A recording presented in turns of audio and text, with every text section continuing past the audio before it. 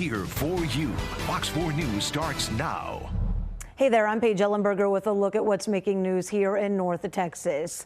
We now know the name of the teenager charged with shooting a classmate last Friday at Wilmer Hutchins High School. Dallas ISD has not released any new details. However, court documents reveal the alleged 17-year-old shooter's name is Jacarian Rhodes Ewing. He's facing 2 felony charges and was booked as an adult into the Dallas County Jail. Police say he shot a classmate in the leg on Friday before a teacher intervened, making him leave the classroom. However, police found him near the football stadium not long after that. Meanwhile, about 100 parents and students gathered at a meeting hosted by Dallas ISD trustee Maxie Johnson yesterday. There, they voiced their concerns about the student being able to bring a weapon to school. The biggest conversation we have to have is about how people in our communities, how our children are getting access to weapons. How can a kid just walk gradually with a gun inside a building long enough to shoot another class member in the room? District officials were also at that meeting. Parents asked them repeatedly how a student was able to bring a gun into the school.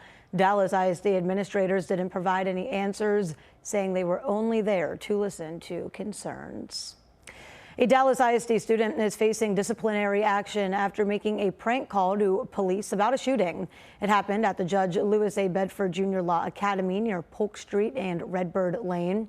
Dallas police received the call around 2 yesterday afternoon and determined there was no threat. Dallas ISD says the student will be disciplined according to the Student Code of Conduct. A Mansfield man is facing charges in the death of his 2-year-old daughter. Investigators believe she ingested a pill laced with fentanyl. Court documents say Michael Reed waited 2 hours to call 911 in late February after his sister found his daughter unresponsive. An arrest warrant affidavit says during that time he looked up information online about how to make a child throw up. He also tried to buy Narcan, which can reverse an opioid overdose, using DoorDash. Stephanie Wallace is the girl's mother. I just want to know why he waits so long, why he didn't call me. I'm a medical assistant. Why you didn't call me? You know I know what to do.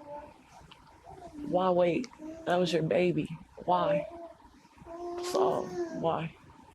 Reed is charged with causing serious bodily injury to a child. His sister is also accused of abandoning and endangering a child. The identity of a woman whose remains were found in East Texas nearly 40 years ago is now known. Remains were found by TxDOT crews back in 1985 near a highway. The DNA Doe Project identified them as Cindy Gina Crow from Arlington. The nonprofit found the victim's mother in Fort Worth to match DNA. Investigators later determined the body had been hidden and was there for more than a year. This case here it was always kind of a challenge because, not to correct the sheriff, but she was never reported missing. Her family lived out of state. She wound up back here in Texas, and she just was around everywhere. The Smith County Sheriff says Crow will receive a proper burial. Investigators will now search for her killer, which they say will be a challenge. Cowboys quarterback Dak Prescott and a woman who claims he sexually assaulted her will have their legal fight in Collin County. The Arlington woman initially sued Prescott in Dallas County. Her attorneys filed to withdraw that lawsuit, and they filed counterclaims in Collin County.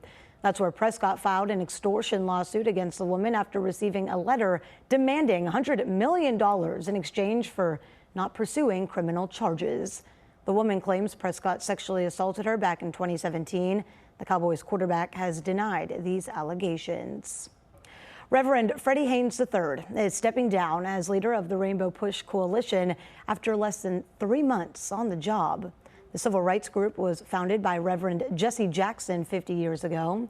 Haynes officially took over leadership in February. The Dallas pastor of Friendship West Baptist Church made the announcement on Facebook, saying he remains committed to the calling and pursuit of social justice. He did not give a reason for his decision to abruptly leave the job. In a statement issued late last night, Jackson said the organization accepted Haynes' resignation and that his son, Yusuf Jackson, would serve as the organization's CEO. Well, coming up on Fox 4 News, it's about that time for the Dallas Mavericks. See how the team is prepping before its playoff series against the Clippers. Storms back in the forecast tomorrow. We'll have the timing coming up. Welcome back. Dallas Love Field will be one of the first airports in the nation to get new runway safety technology.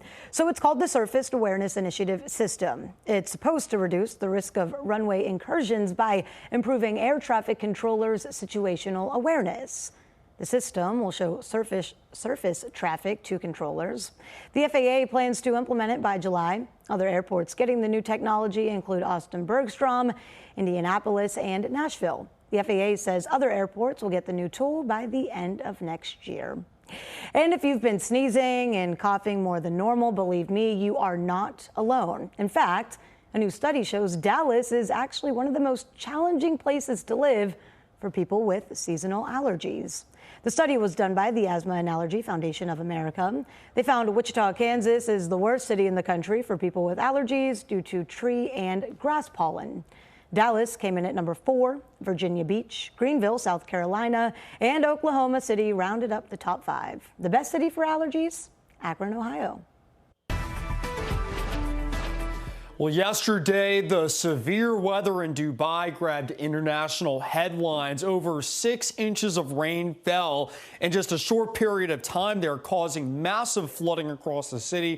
There was also severe weather. You can see from this video there from Dubai's airport, just covered in water. This place was turned into a lake. So here's what happened. 6.4 inches of rain yesterday in Dubai. That is more than 2 years worth of rain that fell in one day out there. And obviously this caused a lot of problems. Now, there has been some speculation on social media that this has been caused by their cloud seeding program, which grabbed some headlines earlier this year. But actually what happened is this had nothing to do with cloud seeding. They had a big upper level low over Iraq and Iran. And out ahead of it, this spawned a bunch of showers and thunderstorms over Dubai, and that's what caused the flooding during the day on Monday. And just to show you on satellite, and so this is clear as day. You can see that upper level low spinning there over Iran yesterday, and then out ahead of it, there's those multiple rounds of strong to severe storms lighting up on satellite there over Dubai. So, like I said,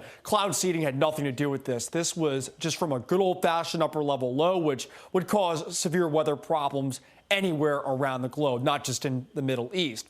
Now, back here in North Texas, boy, it's going to be hot the next couple of days, flirting with 90-degree heat through Thursday. There is going to be some strong storms tomorrow afternoon as a weak cold front moves through.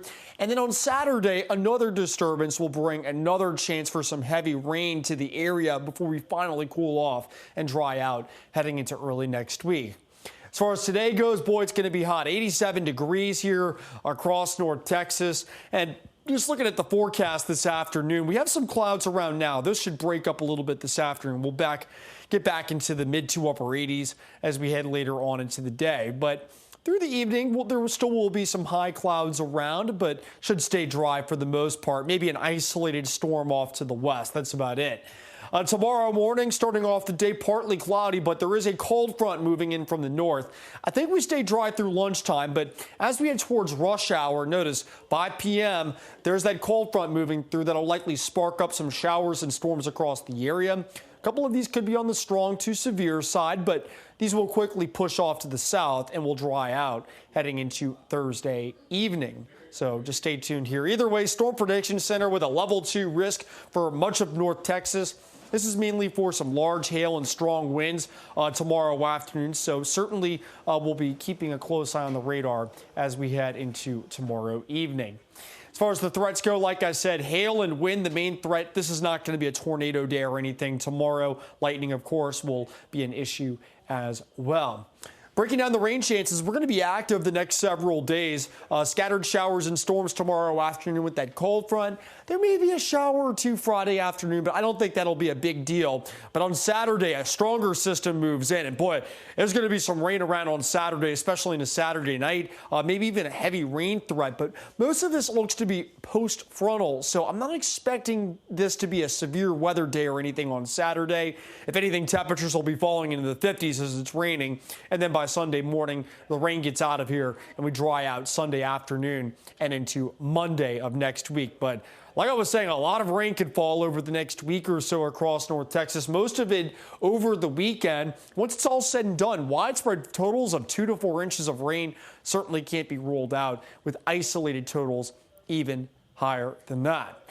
All right, so here's that 7-day forecast. You can see today, 87, sun and clouds. There will be some storms around tomorrow evening. By the way, flirting with 90 degrees for your Thursday, so it's going to be a hot one ahead of that cold front. Otherwise, cooler for Friday, highs in the 70s. There will be a few showers around in the afternoon, but right now, Saturday and a Saturday night looks like the main event with lots of showers and thunderstorms around. Going to be a good one to stay inside, but the sun does return heading into Sunday afternoon, and boy, the beginning of next week is looking nice as well. All right, Dylan, thank you. A flight left DFW Airport this morning filled with kids and their families headed to Disney through the Make-A-Wish program. American Airlines joined Make-A-Wish and Disney to make the dream possible for 28 families of kids who are battling critical illnesses. April is World Wish Month, and Make-A-Wish chapters and affiliates worldwide are encouraging people to make a difference and help grant these wishes. And the Dallas Mavericks return to practice Tuesday to prepare for their first round playoff matchup against the LA Clippers. Big man Derek Lively, who's missed the last 8 games due to a right knee sprain, was a full participant at practice, according to head coach Jason Kidd. It will be his first taste of the postseason, as he also mourns the recent passing of his mother. But other guys like Luka Doncic and Kyrie Irving are veterans. Luka has 3 career playoff appearances, the most recent a trip to the Western Conference Finals in 2022. And then there's Kyrie, who has an NBA title with the Cavs and 6 playoff appearances to his name. The partnership between the two has finally paid off this year. I get this question after every game, but I think our chemistry is at the top. We're playing defense great, and we're playing great basketball. It's Kyrie Irving, you know. Everybody knows how he can play basketball, and I knew since the beginning. Luka, how does it feel winning the scoring title this season? Great, amazing. Game 1 of the playoffs is Sunday afternoon in Los Angeles. The first playoff game in Dallas will be Game 3 on April 26th. Well, that's a look at what's making news here in North Texas. Of course, for news anytime, head over to fox4news.com.